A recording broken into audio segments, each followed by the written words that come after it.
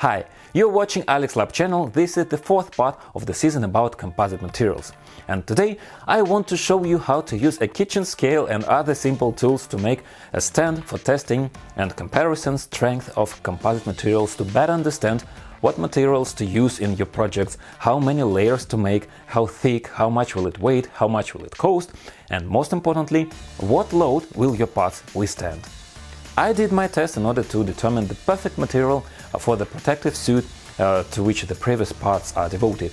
But this video will also be useful to everyone who deals with composites, from the small bodies of remote control models to full-size composite boats in your garage. All books, PDF guides, drawings and 3D models are available for channel members, so let's begin!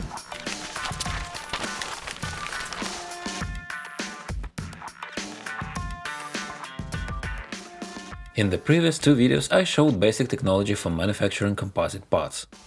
The main advantage of this method is ease of manufacturing parts with complex geometry and gain in weight when compared with metal and other materials. But how to understand how strong the parts are? And if they are not strong enough and strength depends on the number of layers of the composite, what thickness should we get? Which composite is better to use for specific projects? How will the material behave under critical fracture load? To answer these questions, we need the tool to measure strength. Ready-made stand for strength measurement, that is the ability of material to resist breaking load, of course is commercially available. But if I had $1,500 to spare, I would buy Kevlar with it. On the other hand, all we need for test is to break the part and measure how much effort was applied. The easiest way is to put the part on two support points, press on it from above and fix at what force the part breaks. It would also be nice to fix how much the part deforms under different loads, and it would be perfect to collect all measurements data and build a graph for each material. In fact, this is how laboratory benches work. And the first thing we need to do for a homemade stand, these are stops with a fixed distance between 2 points.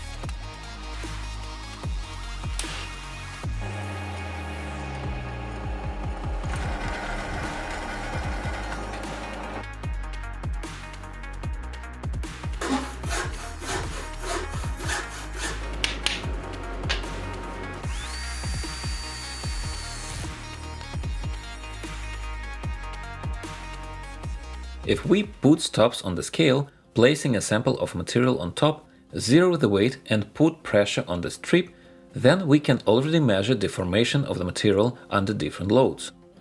In order for the accuracy of the test to be higher, we need to press on the part strictly vertically. To do this, you can use a drilling machine, a stand for a drill, or any other device such as a screw or a jack. Glue a graph paper with markings on the back side on the stops and the first version of the stand is ready.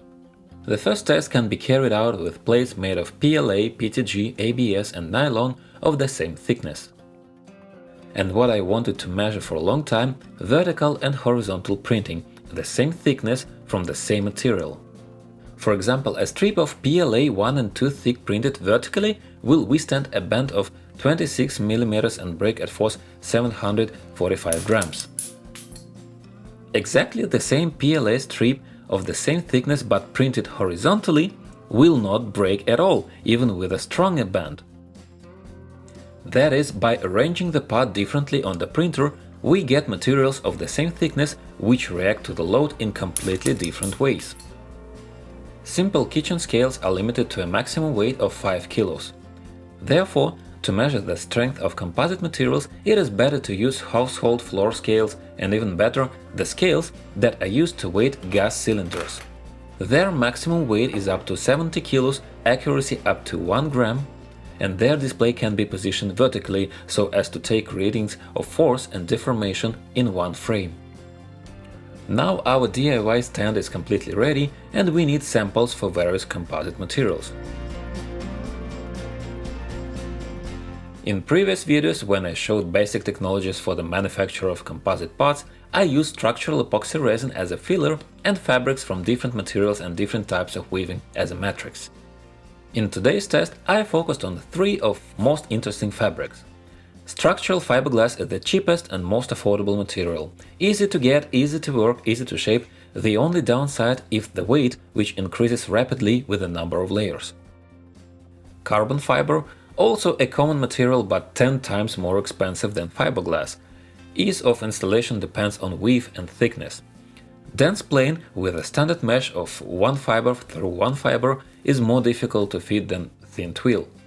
The benefits include high tensile strength of the carbon fiber, teeny weight, and breathtaking appearance with good polishing of the part. And the third material is Kevlar, or in our case, carbon Kevlar twill.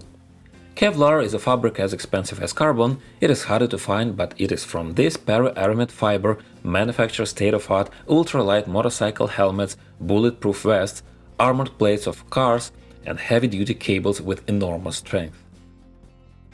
To have a better idea of the strength order of parts made from different materials, I made several dozens different probes, including multiple plates, fiberglass, carbon, and Kevlar. After the previous two 3D parts, making flat plates from the same materials is not difficult. Using a square template, mark out the materials. It is better to leave 10 mm margin on each side for better laminating of the edges. Stick 20 mm masking tape so that the fabric doesn't bloom along the cut line. Cut a sufficient number of sheets of each material and weigh the fabric to calculate the required weight of resin and hardener.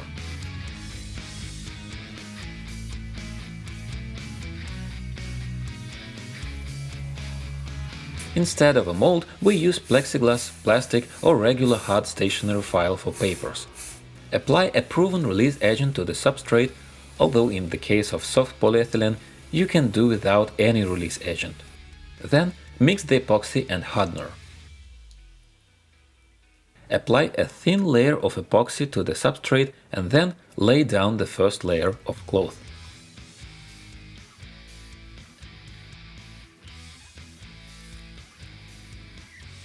Smooth the surface with a plastic card and expel all the air so that the resin comes through the fabric. Distribute the resin over the entire area of cloth, reaching the edges. Then, when trimming, the edges will be well glued and will not be frayed. In a similar way, lay the required number of layers. From each cloth, I decided to make test plates of 1, 3, and 6 layers.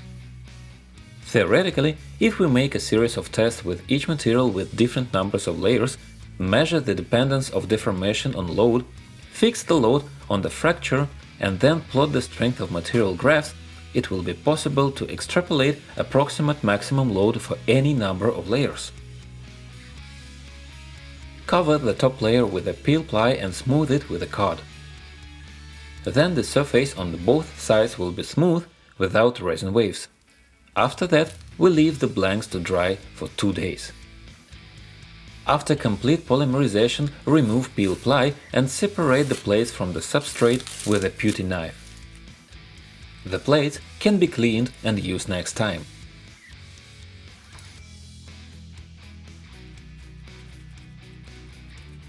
Cut off excess edges of all blanks with the help of a grinder. Even with a good ventilation and immunity to lung diseases, this exciting activity is still better to do on the street. After trimming, preset the edges on the grinder or manually. During all steps, I recommend doing as many measurements as possible and write them down in notes. Especially useful will be measurements of the thickness of the fabric with pressure and without it, thickness of finished plates with different number of layers, and weight of materials before and after lamination.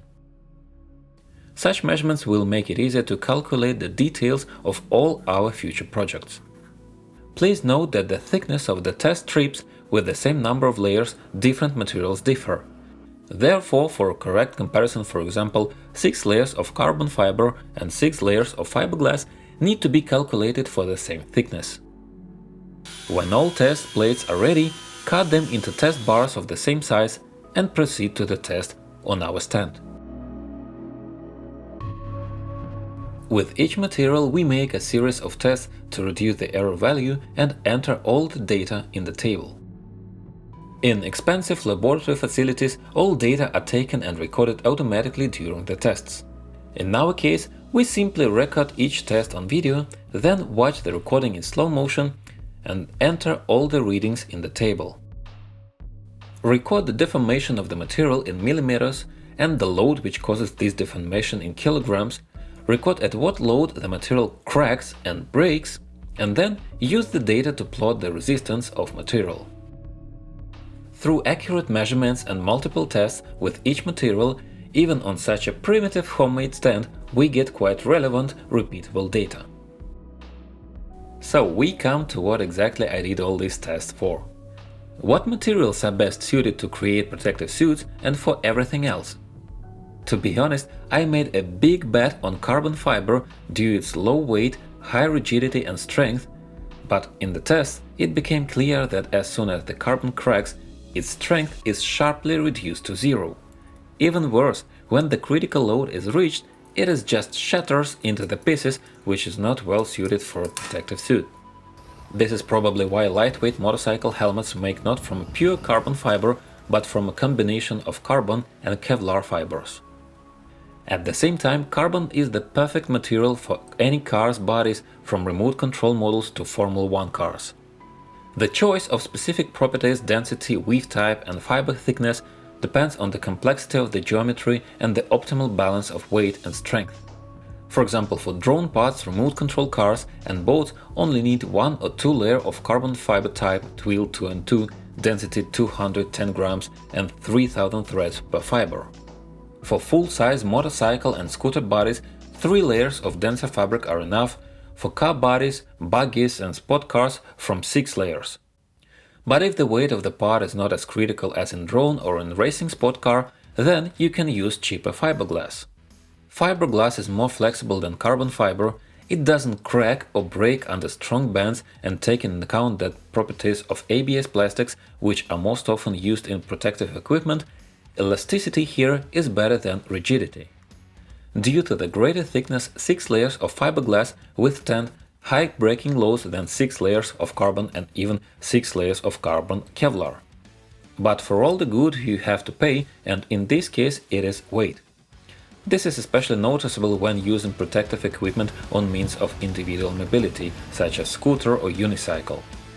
On a motorcycle, for example, the weight of protective gear is not felt as much, because while riding a motorcycle we sit and we have 5 points of support.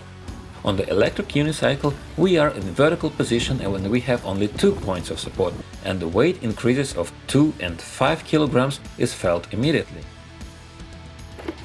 But I mean, high weight of fiberglass is meant when compared with other composites. If we compare body parts with metal or thick plastic, then fiberglass is much lighter. Therefore, the bodies of cars, boats and aircraft are made from it. Also, fiberglass is ideal for reinforcing plastic parts, especially DIY projects printed on a 3D printer. It fits easily into complex shapes, and given that it is the cheapest and most available material, I recommend using fiberglass as base material in 90% of projects, regardless of their size. For small details less than a person, such as elements of cosplay costumes, 1 or 2 layer structural fiberglass will be good. For car and motorcycle bodies, from 3 to 5 layers. For boat and yacht bodies, from 5 to 8 layers. Based on the test, the weight of the fiberglass turned out to be the only relative disadvantage if we talk about the material for the suit. So, for the suit, ideally use the lighter one, but no less durable material. Until I couldn't find 100% Kevlar fabric, therefore I experimented with carbon Kevlar twill, from which my motorcycle helmet is made. Pure Kevlar is not as stiff as carbon, but stiffer than fiberglass, that is, when bending, Kevlar will have more resistance. As I mentioned before, it is not correct to compare the strength of bars of different thickness, but in terms of the same thickness, Kevlar is more than 2 times stronger than fiberglass, which means that when creating composite parts at the same strength, Kevlar versions will be thinner and lighter than the others. Under critical load, the strength of Kevlar decreases sharply, more reminiscent of hard carbon fiber than the elastic fiberglass, but it doesn't drop to zero like carbon, and even after a break, Kevlar has significant residual strength and doesn't shatter into pieces. Probably today Kevlar is the ideal material for protective equipment, combining the optimal balance, stiffness and elasticity, strength and weight. If bulletproof armor plates consist of 20 to 35 layers of Kevlar, then for protective equipment you will need only 3 to 6 layers, maybe more with the increase of the speed of transport. Obviously, Kevlar would be used much more widely if not for the high price. So, what material will I use for the suit? I'm not implying anything, but I've done my best to show you why I need expensive Kevlar, and to make the whole suit out of it, I need your support. Every like, every subscription and every new sponsorship of Alex Lab channel bring us closer to creating a dream suit. If I can make it out of Kevlar, then fiberglass is in a second place. As of the carbon fiber, contrary to my dreams of carbon suit, it will perform worse protective function than fiberglass, but it costs 10 times more. If you have technical questions, ask them in the comments and see the answers in the pinned comment under this video. Be sure to watch all the previous parts of Composites if you haven't seen it yet. Thanks for watching, and special thanks to Alex Lab channel members. Only thanks to you all the latest videos are possible. We figured out the strength. In the next video we will deal with the hardness and choose the perfect coating for our parts, and at the same time test popular protective coatings, film and liquid ceramics. See you in the next week, and good luck with the projects!